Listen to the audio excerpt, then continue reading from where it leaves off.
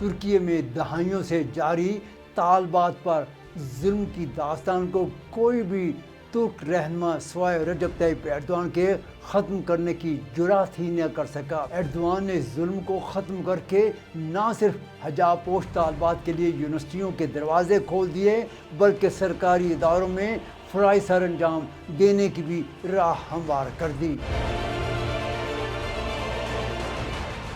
جی ہاں دوستو، آج اس موضوع پر روشنی ڈالنے کے لیے آپ کا میزبان ڈاکٹر فرقان حمید TR اردو انکر اسٹوڈیو سے سلام عرض کرتا ہے۔ دوستو، ترک صدر اور جسٹس اینڈ ڈیولپمنٹ پارٹی یعنی آک پارٹی کے چیئرمین رجب طیب ایردوان نے ایسے شہر کے ضلع مہال غازی کی بلدیہ کی چیئرپرسن زینب گنیش آگیون، جنہوں نے ان کے روایتی حجاب پہن کر یعنی پاکستانی اسٹائل میں دوپٹہ اوڑھنے پر اپنے فرائض ادا کرنے پر ترک اپوزیشن جماعت ای پارٹی کے ایک رکن کی جانب سے سوشل میڈیا ایکس پر حقارت کا نشانہ بنایا گیا اور نفرت انگیز جملے تحریر کیے گئے۔ اس پر ترکی بھر میں شدید غم و غصے کا اظہار کیا گیا اور صدر رجب طیب ایردوان نے ایس کی شہر کے ضلع مہال غازی کی بلدیہ کی چیئرپرسن زینب گنیش کو ٹیلی فون پر رابطہ کر کے ان کے خلاف سوشل میڈیا پر کیے جانے والے توہین آمیز جملوں کی سختی سے مذمت کی اور ان سے مکمل حمایت اور یکجہتی کا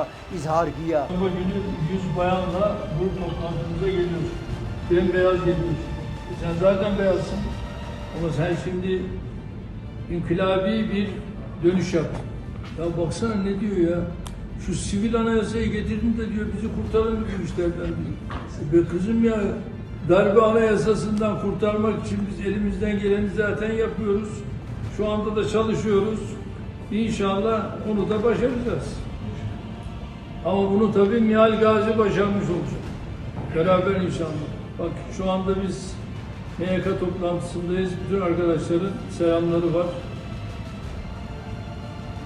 اور وائرل ہونے والی ٹیلی فونک گفتگو میں صدر ایردوان نے نہایت پرجوش اور حوصلہ افزا انداز میں کہا کہ وہ بدھ کے روز 100 خواتین کے ہمراہ اجلاس میں شریک ہوں اور اس موقع پر اتحاد، وقار اور تبدیلی کی علامت کے طور پر سفید دوپٹہ یا شال زیب تن کریں۔ بدھ کے روز مہال غازی کی بلدیہ کی چیئرپرسن زینب گنیش اپنی 100 ساتھیوں جنہوں نے سر پر روایتی ترک حجاب یعنی سفید دوپٹہ اوڑھ رکھا تھا پارلیمنٹ پہنچی۔ دوستو، اپنے اس پروگرام میں ان کی صدر ایردوان اور پارلیمنٹ میں ان کی مصروفیت کے بارے میں تفصیلی روشنی ڈالنے سے قبل ہم آپ کو ترکی میں ہیڈ اسکارف یعنی حجاب یا پھر برصغیر پاک و ہند میں اوڑھے جانے والے دوپٹہ پر لگائی جانے والی پابندیوں کے بارے میں آپ کو آگاہ کرنا چاہتے ہیں تاکہ ہزاروں طالبات کو جن کا مستقبل اس پابندیوں کی وجہ سے تاریک ہو گیا تھا اور یہ ایک ایسا ظلم تھا جسے ایردوان کے سوا کوئی بھی ترک رہنما اس کو حل کرنے کی جرات ہی نہ کر سکا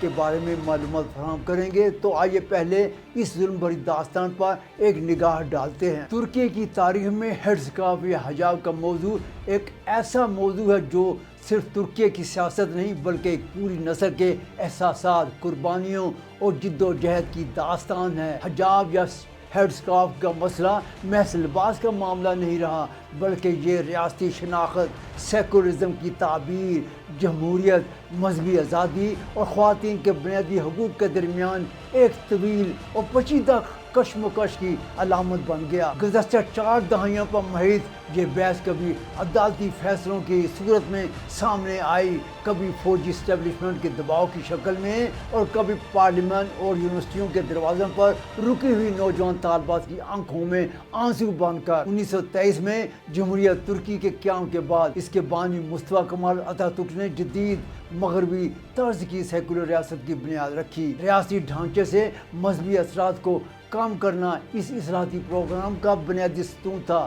تاہم یہ بات اہم ہے کہ اتاتürk کے دور میں براہ راست حجاب پر کوئی جامع پابندی عائد نہیں کی گئی تھی۔ ہمارے ہاں اتاتürk کے بارے میں خاص طور پر مذہبی حلقے غلط بڑے تعصب کا شکار ہیں، حالانکہ ایسا ہرگز نہیں تھا۔ البتہ ریاستی اداروں، سرکاری دفاتر اور تعلیمی اداروں میں جدید لباس کی حوصلہ افزائی کی گئی۔ 1960 اور 1970 کی دہائیوں تک ترکی میں مذہبی رجحانات رکھنے والی طبقات کی سیاسی نمائندگی بڑھنے لگی۔ انہی برسوں میں یونیورسٹیوں میں زیر تعلیم مذہبی گھرانوں سے تعلق رکھنے والی طالبات نے حجاب یا ہیڈ اسکارف کے ساتھ تعلیم جاری رکھنے کی خواہش ظاہر کی اور 1950 کی دہائی میں پہلی بار حجاب پر بحث کا آغاز ہوا، جبکہ 1967 میں یونیورسٹیوں میں حجاب پر پابندی کے خلاف پہلا احتجاج انکارا یونیورسٹی میں ہوا، جب ایک طالبہ کو حجاب کی وجہ سے یونیورسٹی سے نکال باہر کیا گیا، اور پھر 1978 میں ریپبلکن پیپلز پارٹی یعنی JP کی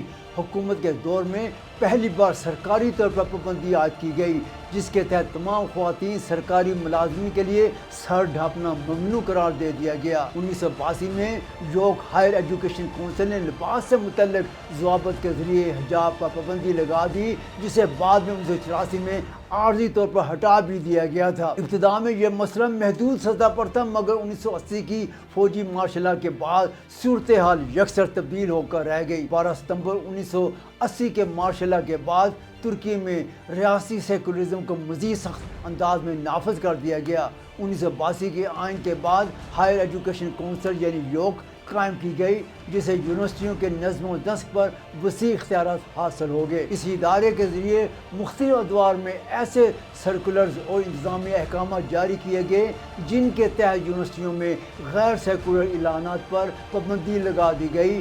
اگرچہ آئین میں واضح طور پر حجاب پر پابندی کا کوئی ذکر موجود نہیں تھا، مگر انتظامی فیصلوں اور نوٹیفیکیشن کے ذریعے عملی طور پر طالبات کو کلاس رومز میں داخل ہونے سے روکا جانے لگا۔ دوستوں، اس کے ساتھ ہی ہمارا آج کا یہ پروگرام اپنے اختتام کو پہنچتا ہے۔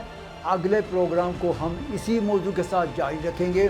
اس وقت تک اپنے میزبان ڈاکٹر فرقان حمید کو TR اردو انکرا اسٹوڈیو سے اجازت دیجیے۔ اللہ حافظ۔